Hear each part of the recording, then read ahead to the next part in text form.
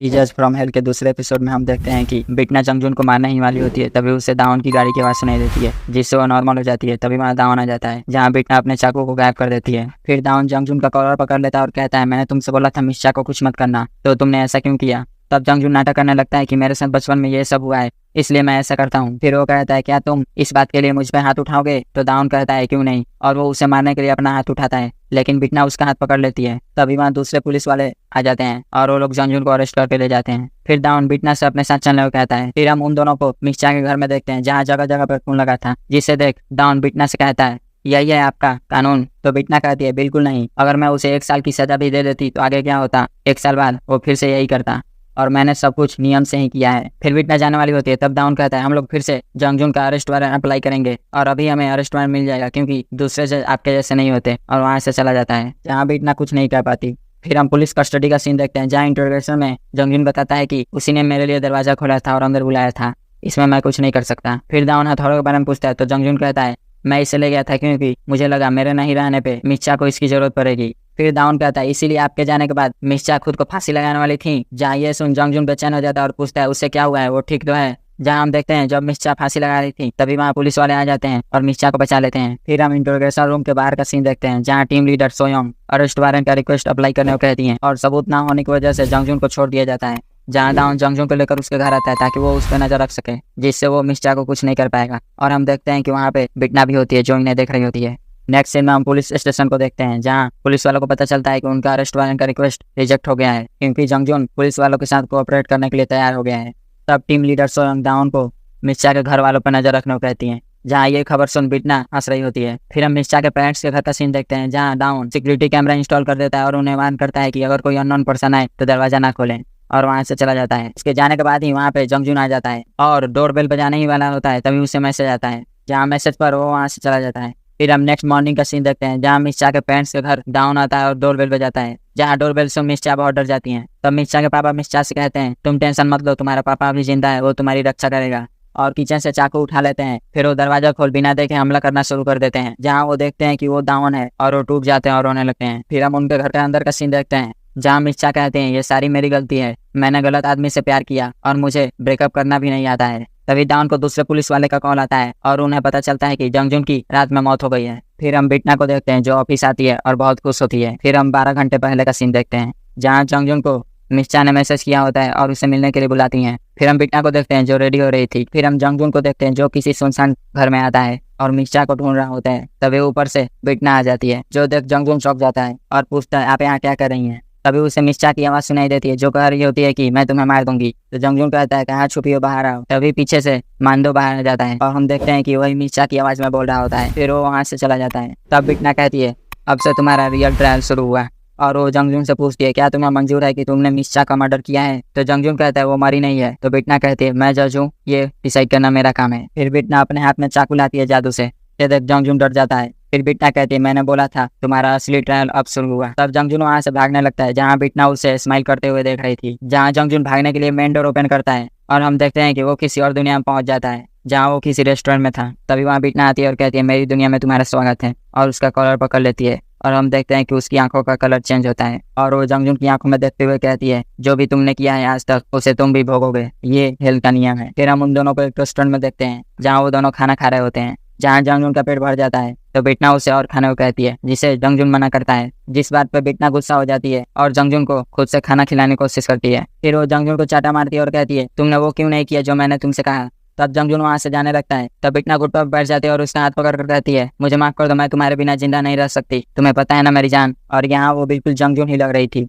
Next scene में हम फिर से जंगजून को देखते हैं, जहाँ वो बिटना से ब्रेकअप करने की बात करता है, जिस बात पर फिर से बिटना उसे कूट देती है। नेक्स्ट सीन में हम देखते हैं कि जंगजून ऑफिस से घर आता है, जहाँ वो देखता है कि बिटना उसके लिए खाना बना रही थी। जहाँ बिटना कहती है, तुम्हें क्या लगा था मैं जेल में सड़ते रहूंगी। जो देख जंगजून बहुत डर जाता है और फिर से बिटना से ब्रेकअप की बात करता है। तब फिर से बिटना उसको कूटने लगती है और हथौड़े से उसका घुटना तोड़ देती है। फिर सीन रियलिटी में आ जाता है, जहाँ ये सब फील कर जंगजून की हवा टाइट हो गई थी। जहाँ बिटना कहती है, ऐसा नहीं करना चाहती थी मैं, लेकिन हेल का ये नियम है, हमें ऐसा तुम्हारे जैसे लोगों के साथ करना पड़ता है। और वो उसे बता देती है कि वो हेल से यहाँ आई है तुम जैसे दोगलों को वहाँ ले जाने के लिए। तभी बिटना को मांडो का कॉल आता है, जहाँ वो उससे बात करने में बिजी हो जाती है, जिसका फायदा उठा जंगजून उसे मारने की कोशिश करता है, लेकिन बिटना बच जाती है। लेकिन जंगजून बिटना की गर्दन दबाने लगता है। तब बिटना कहती है ये तुम बहुत गलत कर रहे हो, तुम्हें बाद में पछतावा होगा, और हंसने लगती है और जंगजून की गर्दन पकड़ उसे उठा लेती है हवा में। फिर वो उसे फेंक देती है जहाँ वो दीवार तोड़ दूसरी तरफ चला जाता है। फिर वो उसे इतना धोती है कि पूरा रूम खून खून हो जाता है। तब जंगजून अपने घुटनों पर बैठ जाता है।